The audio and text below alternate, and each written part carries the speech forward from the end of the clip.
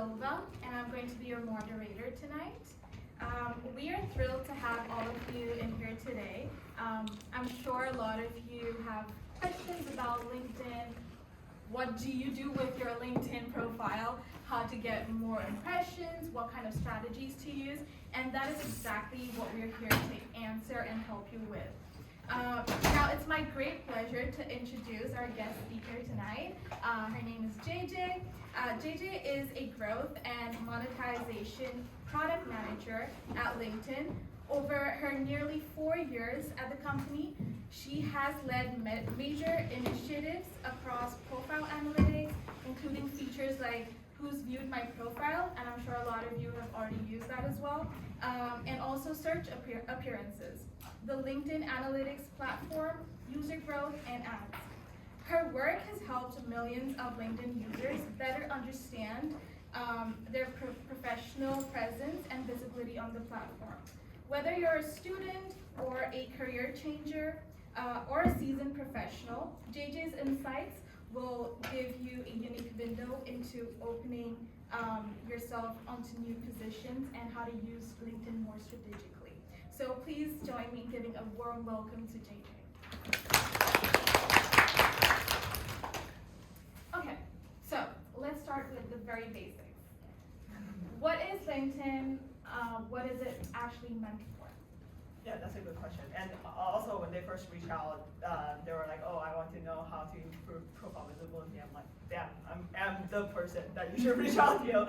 And my job at LinkedIn is basically try to have like more people knowing how to grow their profile visibility, how to attract more recruiters, build their profile. That's my job. So yeah, honored to be here. If you think about when like Reid Hoffman, Jeff Winter started LinkedIn, right? They started when they found a niche market, a niche white-collar workers, professionals, right? Investment banker, founders, VCs, these people, they just keep talking. They keep reaching out to each other. They keep doing networking. That's their job. So they build a website for them to look at each other's background, to reach out to each other. I think the core of LinkedIn is still networking. The core of LinkedIn is still profile. Nowadays, I have been at LinkedIn for 4 years. And right now, you can also have a lot of great content on LinkedIn. So feed is another thing that people spend time on LinkedIn. So this is the primarily two things. One is looking at other people's profile and networking. And the second one is the content. And of course, from profiles and content, you can generate a lot of opportunities. Right? I think the reason why companies love to post jobs on LinkedIn is because LinkedIn have like daily active users. These people come to LinkedIn to find opportunities. I think LinkedIn is a good site for you to know that a company has an open position. But I'm really interested, what sort of content should someone create to get more visibility on their profile, or what attracts someone to someone's feed is very interesting to me. Yeah, this is a very interesting topic because when LinkedIn first built up our feed, if anyone has been a LinkedIn member like 5 years ago, imagine a LinkedIn feed back then. You can only see like maybe 2 types of content on LinkedIn feed. One type is like someone in your network land a job and people give like to them. That is usually like someone land a Google position. They have like hundreds and thousands of likes. On the other side, someone got laid off, or like someone post their resume on feed looking for a job. That's like basically the only type of content you can see on LinkedIn feed 5 years ago. And when we were thinking about building up LinkedIn feed, we're thinking about what type of content do we want to promote on feed, right? This is a strategy question. How do you want to differentiate with other social media? And then we have 4 layers. Top layer is what we call gold content, which is like you spreading out your knowledge, you're spreading out professional experiences, your learnings. This type of content is what we really want to promote on feed. So whatever you are working at, either your side project or your internship or your previous experience, what you learned from those experiences, what is your hot take, what is your opinion, that is the type of content we want to promote. That's called gold content. And the second layer is what we call green content. Green content is like someone land a job. So basically the green is like a life update kind of content. The third layer is gray content, what we call like maybe political or whatever, like other content that is not like necessarily exist on LinkedIn. Like you can post them on like other platforms, and we don't like make effort to promote those type of content. And the bottom layer is basically like illegal content that we absolutely want to ban on the feed. So given said that you want to produce as much gold content as possible, right? Whatever you are working on, whatever like new ideas you have, or you are just simply looking for someone to work with you together, that is the type of content we want to promote on feed. Interesting.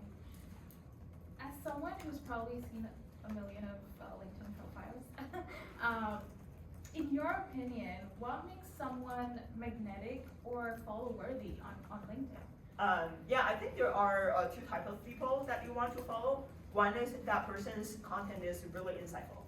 I follow a bunch of people on LinkedIn in that category, and most of them are constantly creating content on a daily basis. And I can learn a lot from their content. On the other side is the like executives. You want to know what is happening in their life. And I always use content not in like a traditional way. So I always have hot takes about how to use LinkedIn. One thing is, have any of you guys paid attention to the comment section? Yeah. And what do you do on comment? And like, except you're commenting on the post. Usually you would either add information to what you're reading, like an opinion, or you would add maybe your own take of what you're reading, or sometimes most automatic answers that LinkedIn is giving you. Yeah. Oh yeah, super insightful, or like very good, like good job, you know, this kind of Yeah, things. I think that is pretty funny. Like, people comments. Yeah, what else? You get to see different views. Sometimes people agree or disagree, so it's kind of nice to see different perspectives on those posts. Yeah, that is also one of the use cases. I have a different use case, and people working on comment find it pretty funny. Because I follow a lot of executives, and sometimes you can see out of all the comments, which comment they reply to. And that is a very close friend of them. So you can kind of know where their network lands at, and you can kind of know where they get their information as well. So for a lot of executives, this is a typical career path in the Bay. For example, most of the executives, like after they retire, they probably are advisor or like angel investors, right, for startups. They probably, because they're doing this on the side, they probably also mentor a bunch of like young people. And you can kind of tell like, by their comment section and also how they interact with people on LinkedIn, like who are their information sources. Like for example, if they are executive in a company, but they're not actively like posting about startups, meaning that they're not actively like reaching out to startups and like doing investment, then who are their close friends to build up their portfolio? That is something I found really interesting. Wow, that was really insightful. I would never have thought of that. So coming back to, again, we've had some really interesting conversations before today's event, and I'm still processing those conversations. I remember you saying, I mean, since we're on the topic of like networking and looking at VCs and where they get their information from, I know we spoke about how our LinkedIn followers or people that we connect on LinkedIn are usually someone that we know initially, right? That's how you start. Oh, I have a classmate, I have a friend. But you said something interesting that because you are connecting to people almost in a similar boat as you are not expanding or going beyond a certain threshold. Like you're just within that pool. And sometimes the way the algorithm works is that you will kind of be stuck in that pool forever. Like you will not be able to connect or look at what these VCs are doing or someone that you admire in an industry. So that was really interesting. I have a question that can users actually train their LinkedIn algorithm to work better for them? And if so, how? Yeah, I think this is a very broad question. If you think about the whole tech industry and how content spread out, there are basically two types of like methods today. One is by recommendations, right? Like algorithm recommending to you. This is how feed work. This is how TikTok work. This is how like most of the social media work. And on the other side is you proactively searching, right? And that is the information that you actually want to seek. These are the two types of how information is spread out. And feed, if you think about like companies like us, how we recommend content for you, it is basically like based on your historic information. So that is your current status. If you want to jump outside the box, then you have to actively search people in outreach. Right? So one very interesting thing is if you go to my product, moving my profile, and you can see there is a show more analytics under your graph. And the reason why we hide it, right, is because that information is not changing that much. Because if you think about how this world works, how society works, is like people who get passive information is the majority of the people, right? People who actively seeking new information and jump outside their box is minority. So if you go to your Who in My Profile and click on the Show More Analytics, you can realize that over time, like maybe 1 quarter later, 2 quarters later, your demographics of people who view your profile doesn't change that much. That is because you're not actively outreaching, right?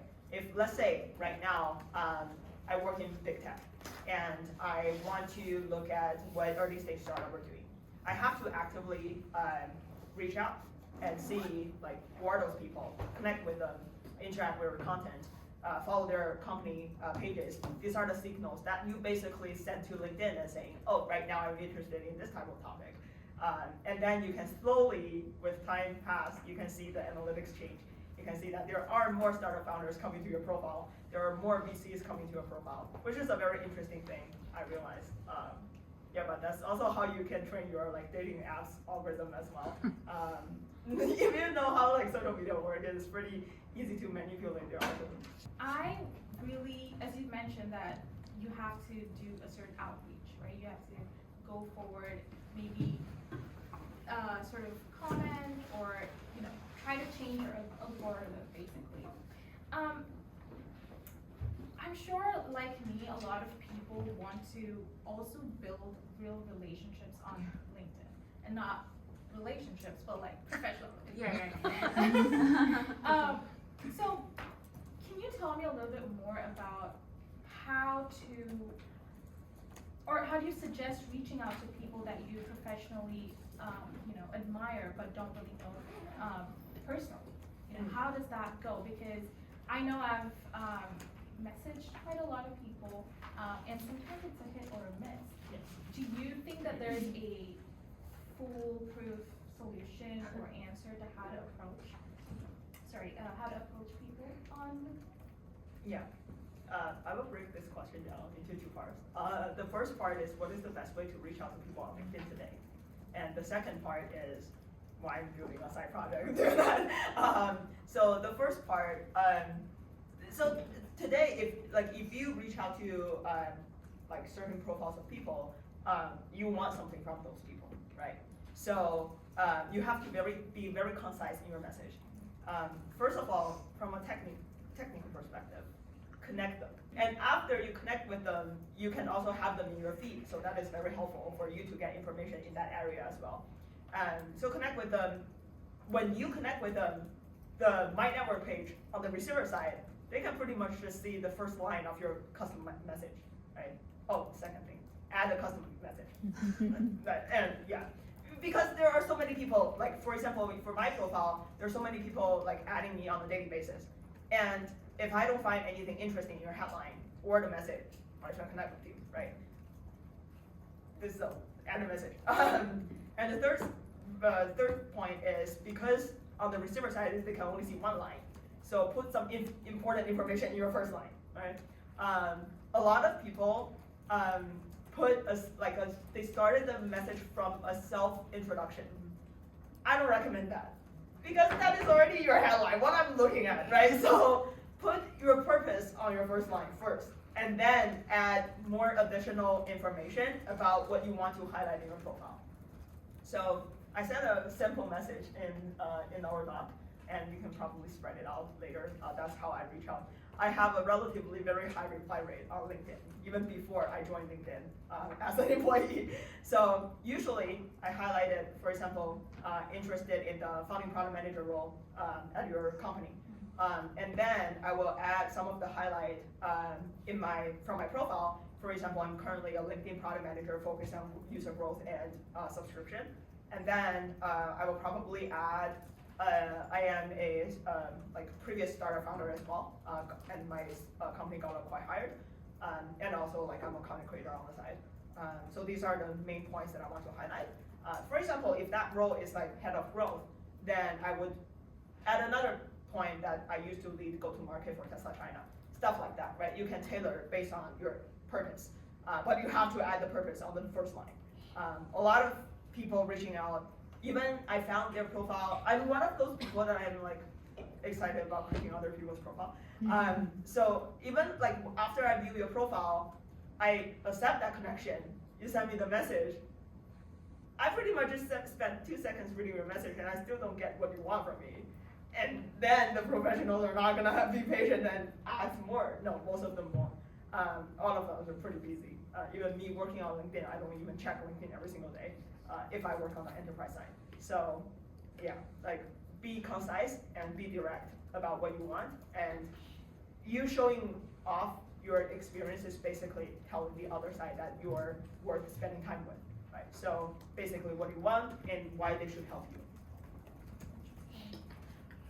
Coming back to profile and profile optimization, what are the small changes to the profile that we can make, or what are the key features that you think on a profile is something that, especially early careers, have to really focus on? Yeah, that's an interesting question. So we talk about if you want to improve your profile views, the most effective way for you is to create content and outreach people. Right? Besides that, what you can do on your profile, I found this pretty interesting that across LinkedIn nobody pay attention to this, but this is a very important information to share to specifically job seekers, is what do you need to do on your profile to improve your profile views from recruiters? And there are 7 things that you need to do. The first one, I think most of people know, open to work. Right? You do open to work, you can open to specifically outside recruiters if you have a current employer. And the second is something that I found really underestimated by a lot of job seekers and students is the importance of skills. And how you add skills is basically you look at the job descriptions that you're interested in and find out what are the keywords and skills required by the job description and add them on your profile. Okay, and the best, you can associate the skills with the experience. Right? So you can have some experience to back it up. Recruiters will do search based on skills. So search is so skills is very important. This is the second thing. The third thing is whether you shared your resume with recruiters. And so I remember this is in the user journey when you apply for a job. There is an option asking you whether you want to share your resume with recruiters. Just toggle that on. And the fourth one is update your profile. I found this also very interesting.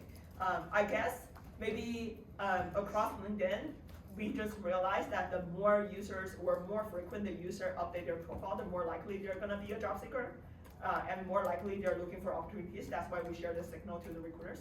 So definitely update your profile. I don't know whether you just add a punctuation, delete the punctuation on a daily basis, I don't know, but edit it. The fifth one, there is a button, I think, on the company page saying I'm interested. So click the button for the companies that you're interested in. And the sixth one is interact with the content from that company. I remember the seventh one. The seventh one is have first degree connection with people from that company. So these are the 7 things to help recruiters narrow their search down. So for example, open to work or interested in the company, these are the signals that are direct filters on the recruiter product. And also on the recruiter product, they can see whether you have mutual connections with the recruiter or with the company. So those are the very easy techniques for recruiters to narrow things down. I found interacting with the content from the company very interesting, because usually for experienced hire, my manager is gonna see I'm giving likes to this company on a daily basis. But I guess that's one of the signals that they pay attention to, saying like, you're interested in us. That's interesting. Yeah. Quick question. Yeah. What was the seventh one? Do you remember? Have first degree connection in that company. Oh, the first degree. Yeah. Okay, thank you. Now, you spoke about some things that help the profile. What are some things that you find users are doing or putting up or not doing that is unintentionally harming their visibility or reducing their visibility? This is also very interesting. One thing is, do not make your headline too long. I think this is like, most of the people who have super long headline, either they're professional content creators on LinkedIn, like influencers, or they're spammers. Okay, so I don't really understand why you need to put all of the things in your headline. So usually how you design this is you want to put maybe your like current position and some of the like previous experience in your headline. You want to put the most important things. And also across LinkedIn, most of the services only show the first line of your headline anyways. So just make it one line. And you want to put your top of mind in your about section. So people know, for example, if I'm working on, let's say, user growth right now, but I'm very interested in enterprise. So just add it in your about section so people know what is on your top of mind. Really spend time to tailor your experience section and skills. And you don't need to add every single point from your resume in your experience section because it doesn't really matter if you like put a bunch of numbers there. I don't know how like companies define their NDA, but usually on your resume, you want to put what is the problem that you are trying to solve, how you solve that problem, and how good you solve that problem, right? When you put how good you solve that problem, that's the numbers you want to put in. But on LinkedIn, you only need to put the first two, like what is the problem and how you solve it. You don't necessarily need to put the numbers. And also when you put experience section, make sure it is searchable. Like I found a lot of people use too like verbal of a language in their experience section, and it ended up not like searchable. Like for example, if I search SEO, am I gonna search you out? Like, no, probably no. So make sure you include the keywords in the experience as well. Usually people don't care that much about certificates, whatever. So you don't need to focus that much on that point. Oh, and one more thing is, I found a lot of students put students at whatever university in their headline. That is not a useful information.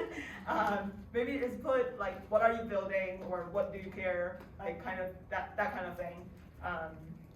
There, because all the students are gonna put like, for example, aspiring product manager, student at whatever university.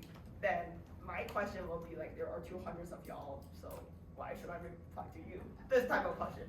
So make sure you put the most important thing in your headline. I know we spoke about content creation. I just want to quickly circle back to that. I had a question. How often do we need to create or post on LinkedIn to be relevant in the sense that we're still part of the algorithm for recruiters or companies? It's a funny question because I don't know how many of y'all saw this video that went viral on LinkedIn, like I think 2 weeks ago. Obviously there's a European startup doing B2B marketing, and they shoot a video to mimic the Wolf of Wall Street. And and it's a very funny video. If you want that video, I can send it to you. And because I interact with the CEO a lot, and that CEO ended up to add me on LinkedIn, and he was like we vibe together, connect you on LinkedIn. And in their content, they were saying for B2B marketing, you have to create 2 times per day on LinkedIn, which I think it is the real life for B2B marketers or salespeople. But if you're a job seeker, I would say maybe post every week, just to share your learnings will be fine. I started my own content creation since 2020 when I was looking for a job. And back in 2020, I realized not a lot of Chinese people are product managers here. And it is very difficult for us to land the PM role here. Reason being, first there is a language barrier. I mean, 2018 when I first came here, I realized Chinese people are the kind of people that are the worst in English, specifically speaking, because we don't use English that much back in China. And also second is there is a like freaking firewall there. So whatever experience we have in China, you have to really tell a good story to make it relatable for the interviewers here. Because interviewers might know, like for example, WeChat, but if you're saying, I specifically work on whatever team within WeChat, it will be like, I don't really know that much. So there's a lot of gap there. That's how I started creating content, and I create it in a weekly basis. It is very hard for a job seeker like y'all to create content on a weekly basis, but try.